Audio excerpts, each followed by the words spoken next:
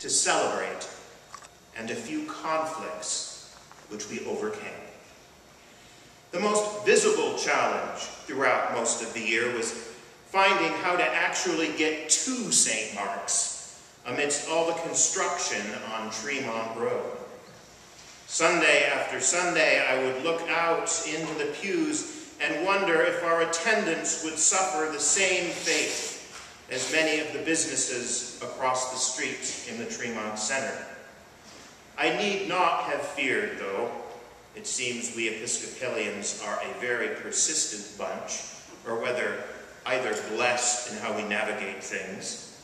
And as you will read in the annual report, our attendance last year actually ticked up over that of 2015.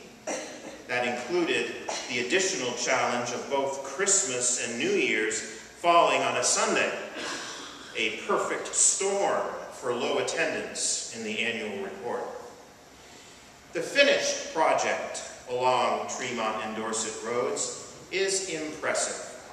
With the removal of 3 elderly trees, the view of the church has improved immensely.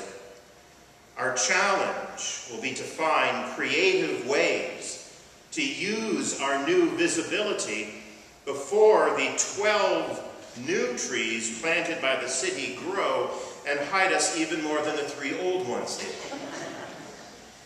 Certainly the loudest, if not the largest, accomplishment of the year was completion of our Cassavant pipe organ.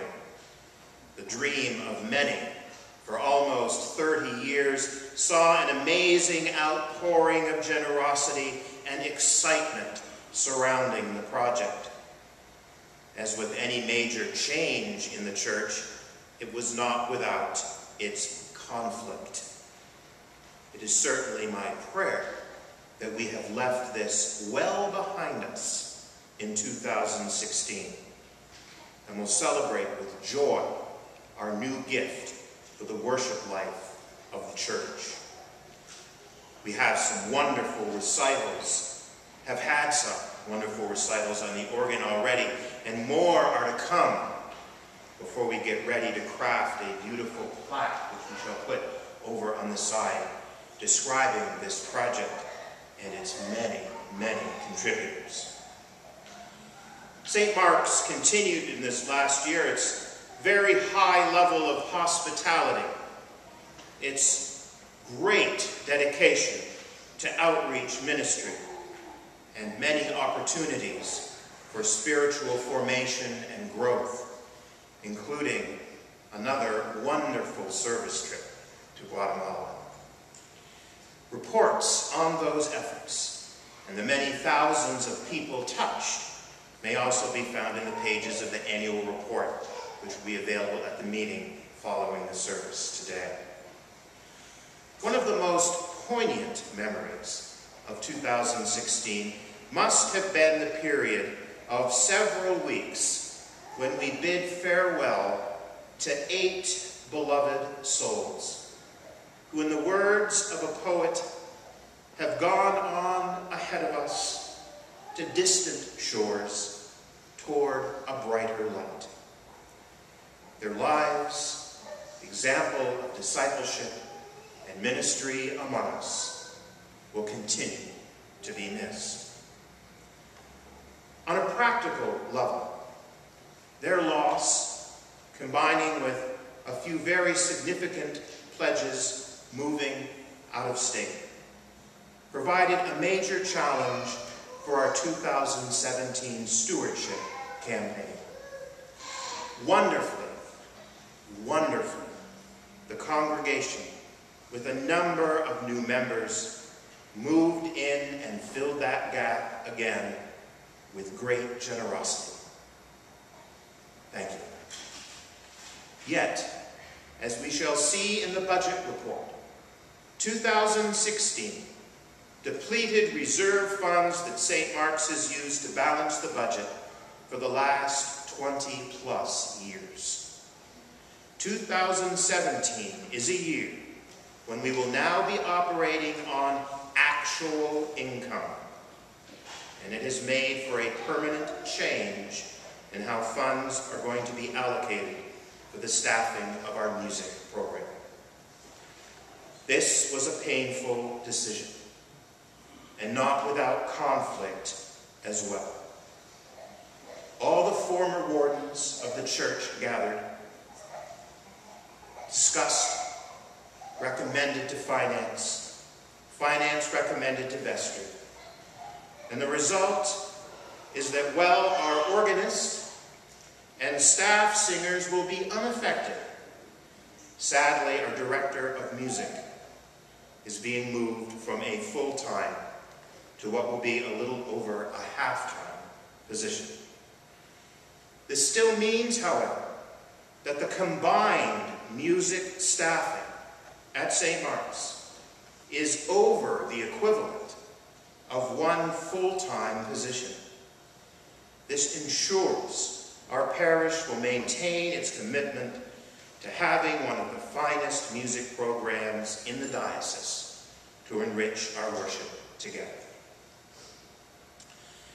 Our Book of Common Prayer has a wonderful definition of the term sacrament. It describes a sacrament as the outward and visible sign of an inward and spiritual grace. In other words, it is an assurance amidst all the ways God and the Holy Spirit can be at work in our lives and in the world, that God is present here and now. If we look about our parish this morning, we will see two small, subtle, yet very outward and visible signs of our mission and ministry goals for the year to come. Both of these arose out of the many dinners that were hosted as part of the Living Generously Stewardship campaign over the summer. The first outward and visible sign you will see if you enter the parish hall through the double doors off the entryway and look to the left. You'll notice that the old altar table from the chapel has been placed against a brightly painted wall that proclaims in large letters, "Welcome to St. Mark's."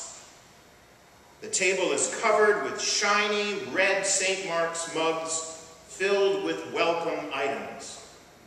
These are complimentary gifts to all guests and new members to the parish, and every parishioner is encouraged to be a welcome ambassador, to seek out our guests on Sunday, to seek out those faces that may be unfamiliar to us, to welcome them warmly, and you are authorized to present them with a mug.